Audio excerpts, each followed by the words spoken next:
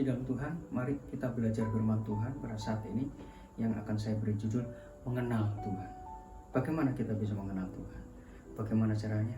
Apa yang harus kita lakukan? Mari kita belajar bersama-sama. Kita akan buka 2 Raja-Raja pasal yang kelima ayat yang ke-16 mulai.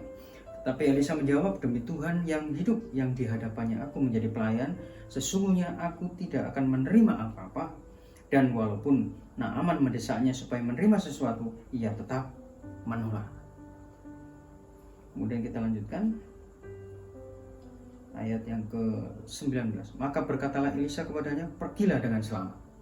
Setelah Naaman berjalan tidak beberapa jauh daripadanya, berpikirlah Gehazi, bujang Elisa abdi Allah, sesungguhnya Tuanku terlalu menyegani Naaman orang Aram ini dengan tidak menerima persembahan yang dibawanya. Demi Tuhan yang hidup, sesungguhnya aku akan berlari mengejar dia dan akan menerima sesuatu daripadanya. Ya, saudara yang terkasih dalam Tuhan, Elisa tidak mau menerima apa-apa persembahan dari Naaman, padahal persembahannya begitu banyak dan luar biasa. Tapi Elisa tidak menerima. Saya yakin bahwa Tuhan ngomong sama Elisa bahwa tidak boleh menerima persembahan dari Naaman. Tetapi apa yang dilakukan oleh Gehazi, bujangnya, dia berpikir Elisa tuannya sangat segan kepada Naaman. Nah, di sini saudara kita mau belajar bagaimana Elisa ini mengenal tuannya. Seperti juga bagaimana kita mengenal Tuhan kita. Supaya apa saudara? Supaya jalan hidup kita tidak seperti yang dialami Gehazi. Pada akhirnya Gehazi menerima harta sesuai dengan keinginannya, sesuai dengan rencananya, sesuai dengan pikirannya, tetapi kusta Naaman pindah kepada Gehazi. Saudaraku yang terkasih dalam Tuhan, kita semua nggak mau kejadian seperti itu menimpa keadaan kita, tetapi kita mau belajar bagaimana kita bisa mengerti hatinya Tuhan, seperti yang dilakukan oleh Gehazi. Dikatakan di sini ayat yang ke-20, berpikirlah Gehazi, bujang Elisa, abdi Allah, sesungguhnya Tuanku terlalu menyegani Naaman orang Aram ini dengan tidak menerima persembahan yang dibawanya. Demi Tuhan yang hidup, sesungguhnya aku akan berlari mengejar dia dan akan menerima sesuatu daripadanya. Kalau kita mau mengenal isi hati Tuhan, kalau kita mau tahu maunya Tuhan, tidak dengan cara memakai pikiran kita, memakai akal kita, memakai penilaian kita. Gehazi salah menilai tuannya. Kenapa dia pakai pikirannya? Sebetulnya kalau hubungan Gehazi dengan Elisa itu begitu dekat dan Gehazi mengenal apa yang dilakukan oleh Elisa, nggak mungkin dia berpikir menerima persembahan dari Naaman. Tapi apa yang terjadi?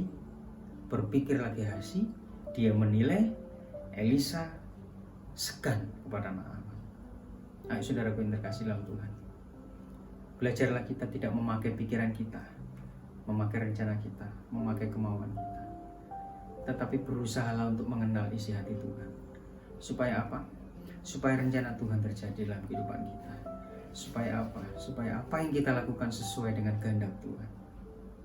Karena akibatnya fatal, seperti yang dilakukan oleh Gehazi. Ayo kita berusaha benar-benar mengenal Tuhan. Caranya gimana? Minta pimpinan Tuhan. Kalau misalkan Gehazi berpikir Elisa sungkan dengan segan dengan Naaman, dan Gehazi mengambil sebuah keputusan untuk tanya kepada Elisa, kenapa kok tidak diterima? Apakah Tuanku segan dan lain sebagainya? Elisa akan menjawab. Ya jawab ini itu dan lain sebagainya, dan ya Gehazi pasti akan memahami dan mengetahui mengapa tidak diterima. Tetapi pada saat itu tidak ada komunikasi, tidak ada Gehazi dikatakan meminta petunjuk, meminta nasihat kepada Elisa, meminta konfirmasi kepada Elisa. Tetapi dia berpikir dengan jalan pikirannya sendiri. Dan ini bahaya. Pengiringan kita di hadapan Tuhan, kalau memakai cara pikir kita, memakai jalan pikiran kita, ini akan bahaya. Karena tidak akan pernah sejalan dengan pikiran Tuhan. yang kita pakai apa? Kita minta tuntunan Tuhan, kita tanya Tuhan apa yang harus kita lakukan, apa yang Tuhan maksud dengan kejadian demi kejadian yang terjadi dalam kehidupan kita. Ayo saudaraku yang terkasih dalam Tuhan, lewat firman Tuhan ini kita mau belajar mengerti isi hati Tuhan. Dengan apa? Bukan dengan cara pikir kita, bukan dengan rencana kita, bukan dengan cara pandang kita, tetapi dengan apa? Dengan minta pimpinan Tuhan, minta tuntunan Roh Kudus di dalam kehidupan kita, dalam memutuskan sesuatu di dalam kehidupan kita. Ayo kita tanya Tuhan, Tuhan, apa yang harus aku lakukan?